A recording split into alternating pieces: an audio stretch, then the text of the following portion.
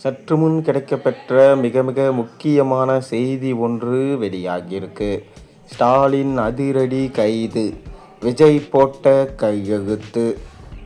திமுகவின் ஆட்சி மீண்டும் தமிழகத்தில் மலரும் என திராவிட மாடல் 2.0 என அறிவித்திருந்தது திமுகவின் அறிவாலயம். ஆனால் எதிர்பார்க்காத விதமாக திமுக தோல்வியை தழுவி முதலமைச்சர் விஜய் தாவேகாவின் கட்சி வெற்றி பெற்றது. தொடர்ந்து திமுக செய்த ஊழல்களையும் அவர் மீது இருக்கும் குற்றங்களையும் தோண்ட ஆரம்பிச்சிட்டாரு முதல்வர் விஜய். இதனால் தொடர்ந்து விஜய் அவர்களை எப்படியாவது முதலமைச்சர் பதவியிலிருந்து தூக்க வேண்டும் என குதிரை பேரம் தொடங்கி அவர் ஆட்சியை கலைக்க மறைமுகமான பல உள்ளடி வேலைகளும் தற்போது நடைபெற்று வருகிறது. இன்னும் 6 மாத காலத்தில் தமிழகத்தின் முதல்வராக மு.க. ஸ்டாலின் வருவார் என தூத்துக்குடியில் நடந்த ஒரு நிகழ்ச்சியில் திமுக முன்னாள் அமைச்சர் அனிதா ராதாகிருஷ்ணன் தெரிவிச்சிருக்காரு. 2 நாட்களுக்கு முன் கரூரில் பேசிய விஜய் அவர்கள் ஸ்டாலின் மற்றும் செந்தில் பாலாஜி, ஏவாவேலு அவர்களை கடுமையாக விமர்சித்திருந்தார். இந்த விமர்சனம் லண்டனில் இருக்கும் ஸ்டாலினுக்கு தெரிய வரவே அங்கு பல அதிரடியான முடிவுகளை எடுத்திருக்கிறாராம். அனிதா ராதாகிருஷ்ணனோ நாம் தாம் ஆட்சி செய்கிறோம் என்று சிலர் நினைக்கிறாங்க. ஆனால் நம்மோடு சேர்ந்து உள்ளவர்கள் தான் விட்டு கொடுத்து அவர்களது ஆட்சியை தக்க வச்சிருக்கிறாங்க. ஆனால் ஏதோ கொக்கரிப்பது போல தலைவர்களை பற்றி கேவலமாக பேசுவது, கழகத்தில் உள்ளவர்களை கைது செய்வது என மிரட்டி பார்க்குறாங்க.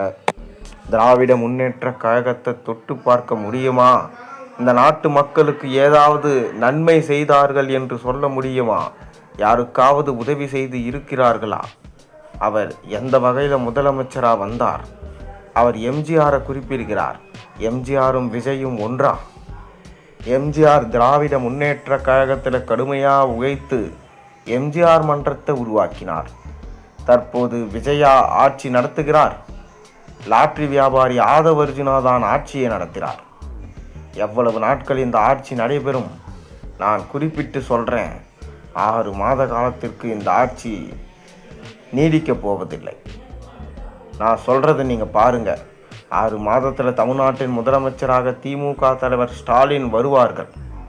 திருச்சி சிவா போன்றோர் எல்லாம் மத்தியில் அமைச்சராக அமர்வார்கள். உதயநிதி கட்சியை நடத்துவார். அந்த காலம் வரும். எம்ஜிஆரை பற்றி பேசுவதற்கு விஜய்க்கு என்ன அருகதை இருக்கிறது? எப்பேற்பட்ட தலைவராக இருந்தவர் எம்ஜிஆர். அண்ணாவால் பாராட்டப்பட்டவர், கருணாநிதியால் வளர்த்தெடுக்கப்பட்டவர் எம்ஜிஆர். என்னை ஜெயிலில் பிடித்து போட்டால் எல்லாம் முடிந்துவிட்டது என்ற அர்த்தமா? செந்தில் பாலாஜியால் இடைத்தேர்தல்களில் குழப்பம் ஏற்படும் என்று அவர் மீது போட்ட வழக்கு என்னாச்சு? நீங்கள் எம்எல்ஏ பதவியை ராஜினாமா செய்யுங்கள், உங்களை மந்திரி ஆக்குவோம் என சொன்னீங்க. அதற்கு நான் மந்திரியாவது கிந்திரியாவது என கூறிவிட்டு நான் சம்மதிக்கலை. இவ்வாறு அனிதா ராதாகிருஷ்ணனும் தெரிவிச்சிருந்தார். தொடர்ந்து திருச்சி சிவாவோ எத்தனையோ நன்மைகள் செய்து திராவிட முன்னேற்ற கழகம் ஆட்சியில் தொடர முடியலை. வெற்றி தோல்வி என்பது இயல்பு. புதிதாக பொறுப்பேற்ற முதலமைச்சரின் செயல்பாடுகள் திருப்தியாக இல்லை. அவரது செயல்பாடுகளும் கருத்துகளும் செம்மையாக இல்லை என்பது எங்களுக்கு வேதனை அளிக்குது.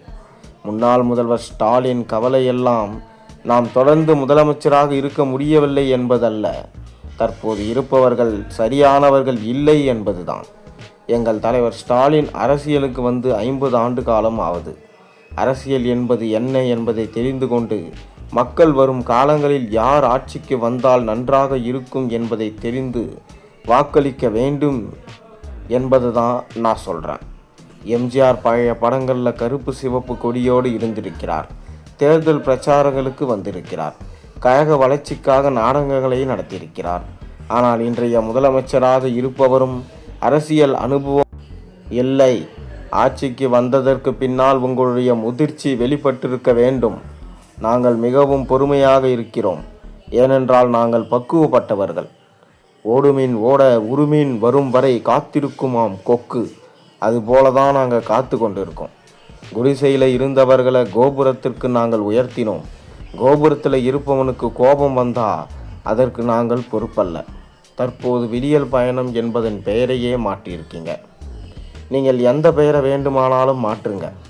மக்கள் இதயத்திலிருந்து பெயரை உங்களால் மாற்றவே முடியாது. அடுத்தவர்களை பற்றி நான் பேசுவதும் இல்லை, என்னுடைய நேரத்தை வீணடிப்பதும் இல்லை. எங்களது திட்டங்களை மக்களுக்கு எடுத்து சொன்னாலே போதும். சூரியன் மாலையில் மறையும் போது இனி சூரியன் இல்லை என்று சிலர் நினைப்பாங்க. ஆனால் காலையில் உதயசூரியன் உதித்து வரும்போது அவர்களுக்கு தெரியும் சூரியனை ஒன்றும் செய்ய முடியாது என்று அவர் கூறியிருந்தார். மேலும் மு.க.ஸ்டாலின் கோபப்பட்டா விஜயோட ஆட்சியே இருக்காது, கண்டிப்பாக ஒரு நாள் கோபப்படுவார்.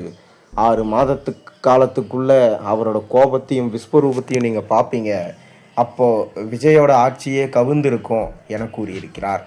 இதற்கு பதிலடி அளித்த விஜய் தொடர்ந்து திமுகவின் ஊழல் திட்டத்தில் மற்றும் ஸ்டாலின் அவர்கள் செய்த உள்ளடி வேலைகளால் தான் தற்போது ஆட்சியே இழந்து நிற்கிறார்கள்.